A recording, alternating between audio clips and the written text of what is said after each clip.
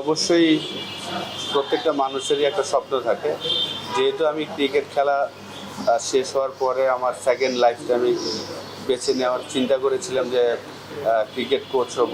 যেহেতু আমার লাইফে আমি অনেকগুলো ভালো ইনিংস আছে এবং খারাপ ইনিংসও আছে, তো এই জিনিসগুলো আমি শেয়ার করতে চাই। এই কারণেই আসলে আমি কোচিংয়ে আসতে চেয়েছি। 3 বছর আগে যখন একটা অপরচুনিটি এসেছিল লেভেল 3 কোচিং কোর্স হবে আবুধাবিতে, তো বুলুল ভাই আমাকে ফোন দিয়ে বলেছিলেন যে লেভেল 3 একটা কোর্স হবে, তুই চলে আয়। তো আমি নিজের খরচেই গেলাম এবং লেভেল 3 কোচিং কোর্সটা করলাম। তো লাস্ট 2 বছর ধরে আসলে আমি Gold's Gym across 30 plus countries. With over 700 plus locations worldwide. Train anywhere, belong everywhere. Rangpur Riders আমাকে একটা বড় ব্রেক দিয়েছে গ্লোবাল T20 টুর্নামেন্টে কাজ করার। সেখানে আমরা গিয়ে চ্যাম্পিয়ন হলাম। তারপর তো BPL, ঢাকা প্রিমিয়ার লিগ, মেয়েদের ঢাকা প্রিমিয়ার লিগে গুলশান ইউথের হয়ে কাজ করেছি এবং কয়েকটা একাডেমিতেও কোচিং করিয়েছি। তার মাঝে মাঝে আবার আমি ক্রিকেটও খেলতাম। আসলে আমি খেলাটা এত লাভ করি আমি ছাড়তে পারছিলাম না। তো ইংল্যান্ডে আমি লাস্ট 2 বছর ক্রিকেটও খেলেছি। তো আমি সবারই একটা মানুষের স্বপ্ন থাকে যে বাংলাদেশের হয়ে কাজ করার।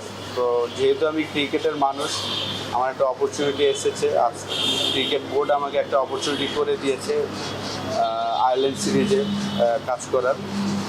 তো টিমটাকে দেখতে চাই অবশ্যই। যখন খেলতাম তখনও দেখতাম যে একটা ভালো জায়গায় ওয়ার্ল্ড চ্যাম্পিয়ন হব, ভালো কিছু করব। তো এখন যেহেতু কোচিং লাইনে এসেছি, আমার যেটা ইচ্ছা যে আমাদের ব্যাটসম্যানরা প্রত্যেক সেকেন্ড ইনিংসেই বড় বড় রান করবে, এটাই আমার ইচ্ছা। এবং কারণ আমাদের যেই টিম, যেই প্লেয়ার সবাই কিন্তু খুব ট্যালেন্টেড এবং আপনার এক্সাইটিং ক্রিকেটার, পারফর্মার, সবাই কিন্তু পারফর্ম করে হয়তোবা 2 ম্যাচ 3 ম্যাচ পর পরই। তো সেটাই কিভাবে ধারাবাহিকভাবে আমি করতে পারিনি আমার লাইফে, কিন্তু তারা কিভাবে করবে সেই জিনিসটাই আমি শেয়ার করার চেষ্টা করব এই সিরিজটা।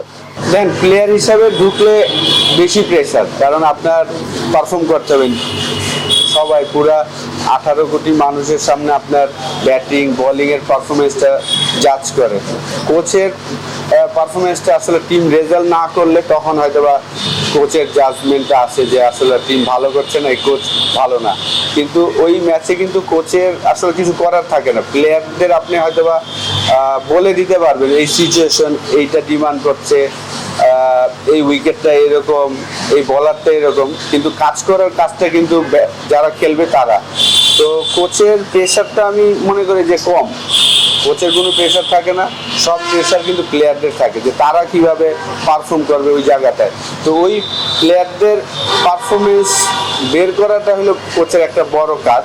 তো সেইটাই আমি চেষ্টা করব যে তারা যেন তাদের বেস্টটা দিতে পারে এবং কিভাবে দিবে সেই জিনিসগুলো হয়তো বা তাদের আমি বলার চেষ্টা করব। দেখেন, আমাকে যারা চিনেন সবাই আমি জানি যে আমার সাথে সবারই খুব ভালো সম্পর্ক। যেহেতু আমি খেলাটা প্রচুর ফলো করি, তো সিমন্সের সাথে আমার তার ফার্স্ট পরিচয় হলো 98-এ। তখন আমি বল বয় ছিলাম। West Indies team runners up হয়েছিল, সাউথ আফ্রিকা চ্যাম্পিয়ন হয়েছিল উইলস কাপ। তখন থেকেই যেহেতু আমি বল বয় ছিলাম, তাকে আমি লেগ স্পিন করেছিলাম একটা বল আর কি নকিংয়ের সময়। সেকেন্ড বলটা আমি গুগলি করেছিলাম, তো সে গুগলিটা রিড করতে পারে নাই এবং তাদের টিমে রয়্যাল লুইস ছিলেন লেগ স্পিনার। সে সাথে সাথে রয়্যাল লুইসকে নিয়ে এসে আমার সাথে বলছে যে এভরিডে তুমি ম্যাচ শেষে তার সাথে হাফ এন আওয়ার বোলিং করবো, আমার থেকে যেন গুগলিটা শিখে। তো সেই থেকে আসলে ফিল সিমন্সের সাথে আমার সম্পর্ক। তারপর ন্যাশনাল টিমে খেললাম, তা সে কোচ ছিল ওয়েস্ট ইন্ডিজ টিমের। তো তার সাথে সম্পর্কটা ওইভাবেই আসলে ক্লোজ। যেহেতু ফার্স্টে আমাদের টেস্ট ম্যাচ, আর টেস্ট ম্যাচের টিমটা যদি দেখেন যে আমি বলবো যে খুবই এক্সপিরিয়েন্স এবং পারফর্মার সবাই টিমে আছেন। মুশফিক অলরেডি 98 টেস্ট ম্যাচ খেলে ফেলেছেন, মমিনুল 70+ টেস্ট খেলেছেন, শান্ত, লিটন, মিরাজ তারা অলমোস্ট 10-12 বছর ধরে খেলছেন। তো টেস্ট টিমের ব্যাটিংটা আমি মনে করি যে খুব এক্সপিরিয়েন্স এবং তারা যদি তাদের বেসটা খেলে অতটা সমস্যা হবে না আমি আশা করি। আর পরে হয়তো T20 নিয়ে আমি আপনাদের সাথে আলাপ করব, যেহেতু ফার্স্টে টেস্ট ম্যাচে আমি বিশ্বাস করি যে আমাদের প্লেয়াররা বড় বড় ইনিংস উপহার দিবে আপনাদের। কেমন লাগে? ফার্স্ট অফ অল আমি বলবো যে আমি নিজেরা খুব ভাগ্যবান মনে করছি, আল্লাহ আমাকে এমন সময় এই সুযোগটা করে দিয়েছেন।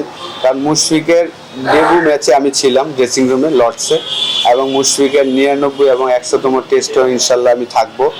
তো এই কারণে আমি নিজেকে খুব ভাগ্যবান মনে করি, এবং মুশফিককে সেই ছোটবেলা থেকে যেহেতু আমি দেখেছি, একমাত্র ক্রিকেটার যে তার ডিসিপ্লিন ছিল বলেই সে 20 বছর ধরে খেলছেন। আমার ব্যক্তিগত মতামত যে আসলে বাংলাদেশের সামনে ফিউচার বলেন এখনো যারা খেলছে সবাই যদি মুশফিকের সবাই আসলে মুশফিকের রোল মডেল হিসাবে দেখা উচিত, এবং সে কিভাবে এই জায়গাটাতে আসছেন। জাস্ট একটাই ডিসিপ্লিনে কি হতে পারে, খাবার, ঘুমানো, প্র্যাকটিস, এই জিনিসগুলো যদি আপনি প্রপার ডিসিপ্লিন করেন আপনার লাইফে, তাহলে এই জিনিসটা সম্ভব। তো অবশ্যই আপনি যেটা বললেন যে স্ট্যান্ড না, অনেক কিছুই আসলে মুশফিকের বাংলাদেশের প্রথম ক্রিকেটার হচ্ছেন যে 100টা টেস্ট খেলবেন, এটা বিরাট একটা গর্বের বিষয়।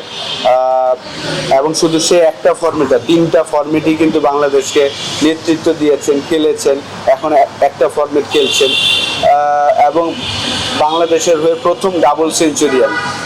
3টা ডাবল সেঞ্চুরি আছে, একটাতে 175, 190, মানে 2013-র পরে সে সেঞ্চুরি করলেই বোঝা যাচ্ছে যে সে বড় বড় স্কোর করেন।